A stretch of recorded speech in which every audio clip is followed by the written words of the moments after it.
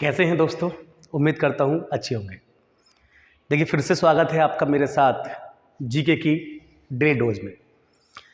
सबसे पहले तो माफ़ी चाहूँगा कि काफ़ी दिन से मेरी वीडियो नहीं आई थी, कुछ टेक्निकल इशू थे, लेकिन अब शुरू किया है और थोड़ा सा नया शुरू किया है। नया इन द सेंस, जैसे कि आप जानते हैं कि माहौल है उत्तर प्रदेश में कांस्टेबल लगभग 62,000 सिविल कांस्टेबल की वैकेंसी आई है, जो कि एक जो बेरोज़गार छात्र थे या जो तैयारी कर रहे थे उनके लिए ये एक कुंभ है, महाकुंभ भी कह सकते हैं इसको। और ऊपर से सरकार ने एक बहुत अच्छी पहल भी की है कि जो आपको एज रिलैक्सेशन इसमें दिया है, तो उसके लिए मैं धन्यवाद भी करता हूँ सरकार का, कि जो लोग जिनका सपना था वर्दी पहनने का और जो एज की वजह से इस भर्ती में भाग नहीं ले पा रहे थे, तो उनको भी मौका मिला है। लेकिन वो सिर्फ इस सोच के साथ खुश ना हो कि हमें एग्ज़ाम देने का मौका मिल रहा है, बल्कि इसको वो एक ऐसा गोल्डन अपॉर्चुनिटी मांगे, सुनहरा अवसर माने कि वो इसमें बस जी जान से लग जाइए। तो मैं भी आपके साथ तैयार हूँ और मेरी जो जीके की डेली डोज सीरीज़ है, उसमें हम आप सब जानते ही होंगे कि हम लोग उसमें 5 क्वेश्चनों का विश्लेषण करते हैं। तो ये जो 5 क्वेश्चन मैंने आज से लिए हैं, ये मैंने उत्तर प्रदेश कांस्टेबल की जो विगत परीक्षाएं हुई हैं उन्हीं से संदर्भित लेकर लिए हैं। मैंने मेंशन भी किया है कि कौन सा क्वेश्चन किस परीक्षा में आया है और उसका हमने विश्लेषण किया है। तो चलिए शुरू करते हैं जल्दी से आज की वीडियो। आइए मेरे साथ जीके की डेली डोज में। तो पहला क्वेश्चन देखते हैं। पहला क्वेश्चन जैसा कि आपके सामने दिखाई दे रहा होगा, वर्गीज कुरियन को किसके द्वारा एनडीडीबी का अध्यक्ष नियुक्त किया गया था? उत्तर प्रदेश कांस्टेबल 2019 का ये एक सवाल है। ठीक है, तो प्यारे साथियों, आप देख पा रहे होंगे वर्गीज कुरियन। तो लाल बहादुर शास्त्री उस समय प्रधानमंत्री थे जिस समय एनडीडीबी, अब ये एनडीडीबी क्या है?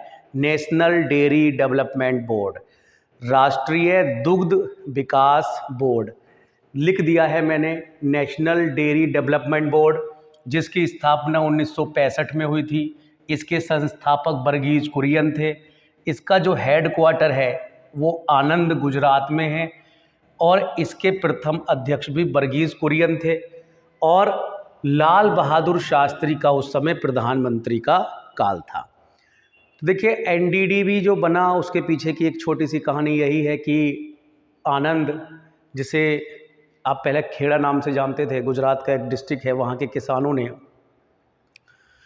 दूध को सहकारी समिति के रूप में, यानी जगह जगह से इकट्ठा करके वहाँ पर एक काम करना शुरू किया और वहाँ से उसे बेचना शुरू किया। वर्गीज कुरियन ने जब ये चीज़ देखी तो उन्हें वहाँ से एक प्रेरणा मिली और उन्होंने भारत सरकार के सहयोग से राष्ट्रीय दुग्ध या राष्ट्रीय डेयरी विकास बोर्ड की स्थापना की। वर्गीज कुरियन, जिन्हें आप ऑपरेशन फ्लड के जनक के रूप में भी जानते हैं, ऑपरेशन फ्लड का संबंध भारत में दुग्ध उत्पादन में वृद्धि से है। ऑपरेशन फ्लड को श्वेत क्रांति भी कहते हैं। मेरे पीछे आप देख रहे होंगे वर्गीज कुरियन जिसके जनक हैं। ऑपरेशन फ्लड जो है उसकी शुरुआत 1970 से हुई थी। ऑपरेशन फ्लड जो, जिसे आप श्वेत क्रांति कहते हैं, यह भारत में 3 चरणों में है और ये तीनों चरणों में इसके कुछ एक और तीसरा चरण जो है उससे कुछ क्वेश्चंस बनते हैं। अभी हमने हाल ही में एग्ज़ाम देखा था उत्तर प्रदेश पैट, जहाँ पर यहाँ से क्वेश्चन लगभग हर सेट में आया था। तो चलिए चर्चा करते हैं इस पे भी। तो देखिए, आप देख रहे हैं मेरे सामने स्लाइड आप देख रहे हैं और ये देख रहे हैं आपकी 3 चरण हुए हैं। पहला चरण 1970 से 1980 में हुआ है। इस चरण में शुरुआत हुई थी, जैसे कि आप देख रहे हैं 1970 में, आप यहाँ देख रहे हैं शुरुआत हुई है। तो 1970 से 80 के बीच में जो यूरोपियन संघ है उसने हमारी हेल्प की थी। एक दूध होता है स्किम्ड मिल्क, उसने हमें ये दूध उपहार में दिया था, गिफ्ट में दिया था, और सही बताऊं तो उसी दूध को बेचकर हमने वित्त एकत्र किया था और उसी वित्त के माध्यम से जो है हमने ऑपरेशन फ्लड को बढ़ाया था। ठीक है, तो ये जो शुरुआत हुई थी, पहले 4 महानगर दिल्ली, मुंबई, कोलकाता, चेन्नई, इनमें जो इस चीज़ को मिल्क बेचा गया था और वहाँ से पैसा लेकर इसको आगे बढ़ाया गया था। और ये क्वेश्चन इस बार 2023 की उत्तर प्रदेश पैट की परीक्षा में शायद किसी सेट में है, आप जरूर देखिएगा उसको, ठीक है। तो आपके लिए ये हिट क्वेश्चन है। दूसरा चरण जो हुआ था 1981 से 1985 के बीच में हुआ था, कुछ खास इसमें नहीं हुआ था, बस ये किया गया था कि जो दूध की जो 4 महानगर थे इनसे हमने बाहर निकला और लगभग 132 जिलों में या नगरों में हमने ऑपरेशन फ्लड को आगे बढ़ाया। और तीसरा चरण 1985 से 1996 में था। अब इस चरण में जो बल दिया गया वो दिया गया कि भाई जो पशु होते हैं उनके स्वास्थ्य और पोषण, यानी उनको क्या खिलाना चाहिए, और यदि उनको कोई रोग लग जाए तो उनके लिए जो वेटनरी की व्यवस्था है वो की जानी चाहिए। तो इस तरह से ऑपरेशन फ्लड की कामयाबी के बाद आज हम भारत, आप सब जानते हैं, दुग्ध उत्पादन में अग्रणीय स्थान रखते हैं, ठीक है। तो चलते हैं अगले क्वेश्चन की ओर। अगला क्वेश्चन ये भी यूपी कांस्टेबल 2019 का है। वार्षिक भारतीय शास्त्रीय संगीत समारोह, जिसका नाम है सवाई गंधर्व भीमसेन, ये महोत्सव कहाँ आयोजित होता है? तो इसका सही आंसर है पुणे। बता दिया गया है कि ये महोत्सव भीमसेन जोशी द्वारा स्टार्ट किया गया था, कब? 1953 में, ठीक है। अब ये केवल अकेला ऐसा शास्त्रीय समारोह, संगीत समारोह नहीं है, इसके अतिरिक्त भी भारत में कुछ और भी ऐसे शास्त्रीय संगीत समारोह हैं जो वर्ष में जगह जगह होते हैं। मैंने उसकी भी एक लिस्ट आपको दे दी है, तो जल्दी से पढ़ लेते हैं उस लिस्ट को। लिख दिया है कि भारत के अन्य शास्त्रीय संगीत समारोह, जैसे तानसेन महोत्सव कहाँ होता है? ग्वालियर में। चेम्बाई संगीत उत्सव गुरुवायूर केरल में होता है। संकट मोचन संगीत समारोह वाराणसी में होता है। स्वामी हरिदास संगीत समारोह, काफ़ी इम्पोर्टेंट है ये, इसको आप डबल मार्क कर सकते हैं। स्वामी हरिदास, ये वाला भी इम्पोर्टेंट है, तानसेन। स्वामी हरिदास संगीत समारोह मुंबई, ठीक है। उस्ताद अलाउद्दीन खां समारोह वाराणसी में होता है प्रतिवर्ष। तानसेन त्यागराज, ये भी काफ़ी इम्पोर्टेंट है। तानसेन त्यागराज साउथ के थे, तानसेन उत्तर के थे। तो ये जो संगीत समारोह है ये उत्तर भारत की और दक्षिण भारत की संगीत शैली का एक कंबाइंड या एकता का प्रतीक समारोह है। नाम ध्यान सुन लीजिएगा, तानसेन त्यागराज संगीत समारोह लखनऊ में होता है। हरिवल्लभ संगीत समारोह जालंधर में होता है। तो फटाफट स्क्रीनशॉट भी आप लेते रहे, काफ़ी इंपॉर्टेंट डेटा मैं आपके लिए इकट्ठा करके लाता हूं ताकि आपको परीक्षा में इससे ज़रूर हेल्प मिले, ठीक है। चलते हैं अगले क्वेश्चन की ओर। अगला क्वेश्चन जो है हमारा, अगला क्वेश्चन हमारा जो है वो है आपका, ये देखिए क्वेश्चन नंबर 3, ये भी कांस्टेबल 2019 में पूछा हुआ क्वेश्चन है। निम्न में से कौन सा बैंक भारत का सबसे पुराना सार्वजनिक बैंक है? ठीक है, तो राइट आंसर बॉक्स में लिख ही दिया है मैंने, इलाहाबाद बैंक। इलाहाबाद बैंक के बारे में आप देखिएगा, इलाहाबाद बैंक की स्थापना कलकत्ता में हुई थी। ये बहुत इंपॉर्टेंट पॉइंट है क्योंकि नाम में इलाहाबाद आ रहा है, बच्चे कंफ्यूज हो सकते हैं, इसलिए मेंशन किया गया है। इलाहाबाद बैंक की स्थापना कलकत्ता में कब हुई थी? 1865 में हुई थी। लेकिन वर्तमान में इलाहाबाद बैंक इंडियन बैंक में विलय हो चुका है, 1 अप्रैल 2020 को ऐसा हो चुका है। इसके अतिरिक्त कुछ और एक्स्ट्रा इन्फॉर्मेशन आपके लिए, भारत में स्थापित पहला बैंक बैंक ऑफ हिंदुस्तान, ये भी कलकत्ता में हुआ था 1770 में। विश्व का सबसे पुराना बैंक, ये जो बात चल रही है ये चल रही है कि विश्व का सबसे पहला बैंक नहीं, विश्व का सबसे पुराना बैंक, मतलब जो आज भी कार्यरत है, आज भी एक्टिव फॉर्म में है। तो इटली में एक सिएना जगह है, वहाँ पर एक बैंक है, सिएना बैंक के नाम से ही उसको जानते हैं। वो विश्व का सबसे पुराना बैंक है जो आज भी चल रहा है। भारत का स्वामित्व वाला पहला बैंक, अवध कॉमर्शियल बैंक या पहला कॉमर्शियल बैंक भी भारत का कह सकते हैं, फैज़ाबाद में इसकी स्थापना हुई थी 1881 में। तो ये कुछ एक्स्ट्रा इन्फॉर्मेशन है। इसके अलावा भी कुछ और एक्स्ट्रा इन्फॉर्मेशन मैंने आपको दी है। भारत का सबसे बड़ा वाणिज्यिक बैंक कौन सा है या commercial bank? State bank of India. अब देखिए कुछ मैंने चार्ट यहाँ बनाने का प्रयास किया है। ब्रिटिश काल में देखिए स्टेट बैंक ऑफ इंडिया था क्या? स्टेट बैंक ऑफ इंडिया का पुराना नाम था imperial bank of India. Imperial bank of India कब स्टेट बैंक ऑफ इंडिया हुआ? 1955 में। इंपीरियल बैंक की स्थापना कब हुई? 1921 में। तो ये जो 1921 से पहले इंपीरियल बैंक का वजूद क्या था? तो देखिए मैं आपको बताऊं, ब्रिटिश भारत में 3 प्रेसिडेंसी होती थी, बंगाल, बम्बई, मद्रास, तीनों जगह गवर्नर बैठते थे। तो यहाँ पर पूंजी का लेखा जोखा रखने के लिए 3 प्रेसिडेंसी बैंक स्थापित किए गए थे। Bank of Bengal, bank of Bombay, bank of Madras. ये देखिए, bank of Bengal 1809, bank of Mumbai 1840, bank of Madras 1843। यानी ये तीनों बैंक अलग अलग स्टेट में अलग अलग काम कर रहे थे। फिर समय बदला और एक यूनाइटेड बैंक की या एक कंबाइंड बैंक की ज़रूरत महसूस हुई ब्रिटिश गवर्नमेंट को।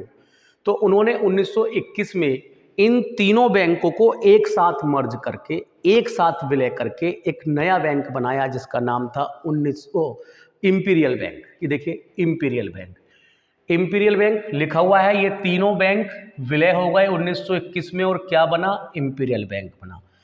अब साहब, जब तक हम गुलाम रहे तो ये इंपीरियल बैंक वर्क करता रहा। जब हम आज़ाद हो गए तो बैंकों के संबंध में एक समिति का गठन किया गया जिसका नाम था गोरेवाला समिति। नाम ध्यान कर लीजिएगा, बहुत इंपॉर्टेंट समिति है, क्योंकि इसी समिति की सिफारिश पर इंपीरियल बैंक, जो कि अब तक प्राइवेट बैंक होता था, उसको या उस पर स्वामित्व जमा लिया भारत सरकार ने, जिसे हम कहते हैं बैंक का राष्ट्रीयकरण कर लिया। 1955 में ये घटना हुई और 1955 में जब इंपीरियल बैंक का भारत सरकार ने राष्ट्रीयकरण कर लिया तो फिर आप समझिएगा कि यही बैंक फिर अब किस नाम से जाना जाने लगा? यही बैंक भारतीय स्टेट बैंक के नाम से जाना जाने लगा, जो कि वर्तमान समय में भारत का सबसे बड़ा वाणिज्यिक बैंक है। आप पूरा स्ट्रक्चर देख लेंगे, आप समझ लेंगे। कुछ मैंने बॉक्स में एक्स्ट्रा इन्फॉर्मेशन आपको दे दी है, जैसे आरबीआई की स्थापना 1935 कोलकाता, आरबीआई का राष्ट्रीयकरण 1 जनवरी 1949। भारत में वर्तमान राष्ट्रीयकरण बैंकों की संख्या 12 है। नरसिम्हन समिति बैंकिंग सुधारों से संबंधित समिति है जिसकी स्थापना 1991 में हुई थी। भारत में बैंकों का पहला राष्ट्रीयकरण 19 जुलाई 1969 को हुआ था और इसमें कुल 14 बैंक राष्ट्रीयकृत किए गए थे। भारत में बैंकों के राष्ट्रीयकरण का दूसरा चरण 15 अप्रैल 1980 को आया, जिसमें कुल 6 बैंकों का राष्ट्रीयकरण किया गया था। तो फटाफट इसका भी आप एक स्क्रीनशॉट ले सकते हैं। काफ़ी लाभप्रद इन्फॉर्मेशन है आपके लिए एग्ज़ाम की दृष्टि से। और चलते हैं फिर अगले क्वेश्चन की ओर। और अगला क्वेश्चन भी देखिए, उत्तर प्रदेश कांस्टेबल 2019 में पूछा हुआ क्वेश्चन है कि जुलाई 1944 में ब्रेटन वुड्स सम्मेलन हुआ था, वहाँ पर किस अंतर्राष्ट्रीय संगठन की स्थापना हुई थी? देखिए, वैसे तो इसका आंसर IMF सेट किया गया है, लेकिन मैं आपको चीज़ बता दूं कि IMF और विश्व बैंक, इन दोनों को जुड़वा बहन कहा जाता है, ट्विन सिस्टर।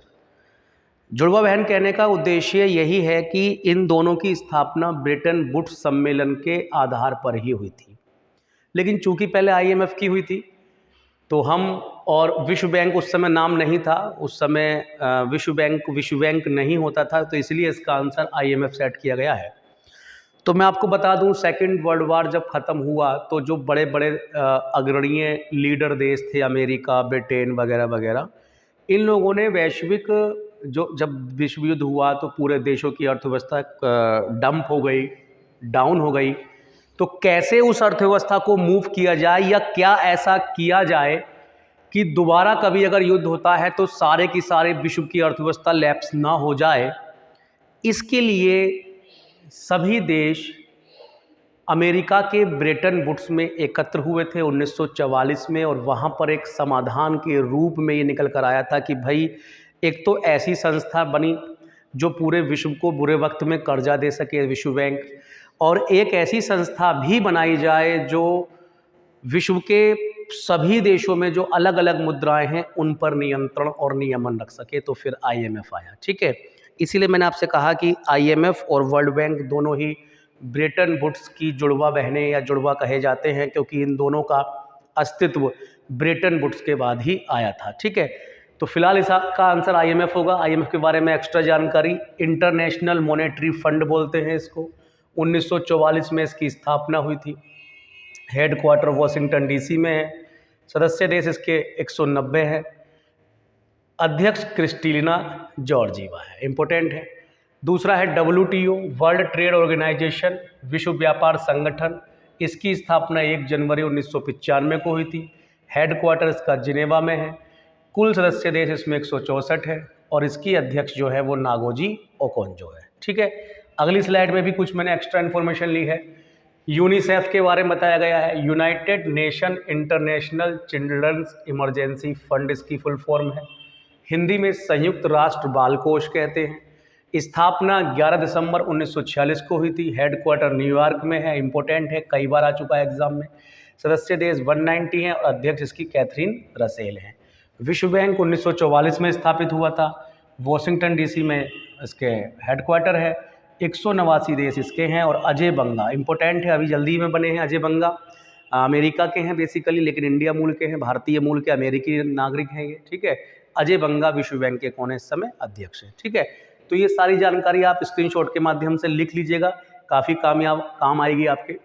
अगला है और लास्ट क्वेश्चन आज का, भारत की पहली इंजन रहित स्पीड ट्रेन 18 को किस कोच फैक्ट्री द्वारा विकसित किया गया था। यह भी उत्तर प्रदेश कांस्टेबल 2019 में आया है। तो देखिए मैं आपको बता दूं, वैसे तो इसका आंसर चेन्नई है, चेन्नई बॉक्स में दिया भी गया होगा, है ना। मैंने आगे चर्चा की है कि कौन कौन सी फैक्ट्रियां हैं। अब देखिए जो ये ट्रेन 18 है, ये वैसे तो 2018 में विकसित की गई थी, लेकिन जब इसको लॉन्च किया गया 2019 में तो इसका नाम बदल दिया गया, क्योंकि अजीब नाम लग रहा था ट्रेन 18। इसी ट्रेन 18 का नाम बदल दिया गया है और नाम बदल के रख दिया गया है वंदे भारत ट्रेन। तो प्यारे बच्चों, आपसे क्वेश्चन ऐसे ही पूछ सकता है कि वंदे भारत ट्रेन कहाँ बनी है, तो चेन्नई। वंदे भारत ट्रेन का पुराना नाम क्या था, तो आंसर क्या हो जाएगा, ट्रेन 18। तो दोनों ही बातें एक हो जाएंगी, मैंने लिख दिया है एक्स्ट्रा इन्फॉर्मेशन के रूप में। ट्रेन 18 का नाम ही वंदे भारत एक्सप्रेस कर दिया गया था।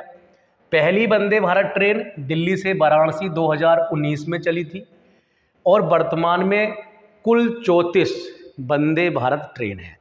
अभी हाल ही में नरेंद्र मोदी जी ने घोषणा की है कि अब एक बहुत जल्दी ट्रेन दिल्ली अयोध्या होते हुए वाराणसी पटना जाएगी, जो मतलब अयोध्या को, मतलब चूँकि आप जान ही रहे हैं कि राम मंदिर बन रहा है, तो अयोध्या तक दर्शक ज़्यादा से ज़्यादा और जल्दी से जल्दी पहुंच सकें, इसलिए वंदे भारत ट्रेन का रूट अयोध्या भी बहुत जल्दी आप देखेंगे। ठीक है, इन्हीं 34 ट्रेनों में होगा। तो ये है। इसके आगे मैंने कुछ एक एक्स्ट्रा इन्फॉर्मेशन के तौर पर आपको बताया है कि भारत में वे कौन कौन सी फैक्ट्रियां हैं जहां पर रेल के इंजन बनते हैं और रेल के कोच मतलब डिब्बे, और इंजन आप जानते हैं। तो 2 कैटेगरी बांटी हैं। इधर मैंने लिख दिया है जो कोच बनाने वाली फैक्ट्रियां हैं रेलवे की, और इधर मैंने लिख दिया है जो इंजन बनाने वाली फैक्ट्रियां हैं रेलवे की। तो जल्दी से हम पढ़ लेते हैं इसको भी। तो देखिए 3 प्रमुख फैक्ट्रियां हैं जो भारत में रेलवे कोच बनाती हैं। इंटीग्रल कोच फैक्ट्री चेन्नई में है, 1952 में स्थापना की गई थी। रेल कोच कारखाना कपूरथला 1986 में है। आधुनिक कोच फैक्ट्री रायबरेली 2012 में स्थापना की गई थी। तो ये दोस्तों 3 फैक्ट्रियां ऐसी हैं भारत में, सरकारी फैक्ट्रियां हैं जो भारत में रेलवे डिब्बे बनाने का काम करती हैं। इसके अलावा भारत में रेल इंजन बनाने वाली जो फैक्ट्रियां हैं वो हैं well, Bharat heavy electricals limited Delhi 1964 में। चित्तरंजन लोकोमोटिव वर्क्स आसनसोल पश्चिमी बंगाल में है, 1950 में स्थापना हुई थी। डीजल लोकोमोटिव वर्क्स वाराणसी में है, 1961 में स्थापना हुई थी। Electric locomotive factory Madhepura Bihar में है, 2018 में स्थापना हुई थी। और बंगलुरु में एक फैक्ट्री है जो रेल के पहिए, यानी जिसको आप एक्सिस बोलते हैं, वो बनाती है। तो रेल के पहिए बनाने वाली जो फैक्ट्री है वो कहाँ पर है, बंगलुरु में है। ठीक है, तो उम्मीद करता हूँ मेरी ये वीडियो आपको पसंद आई होगी। प्रयास रहेगा कि डेली मैं आपको उत्तर प्रदेश कांस्टेबल में जो विगत वर्षों के क्वेश्चंस हैं उनका विश्लेषण लेकर आता रहूं। आप बस मुझे थोड़ा सा प्रोत्साहन देते रहिएगा। ठीक है, धन्यवाद। जय हिंद, जय भारत।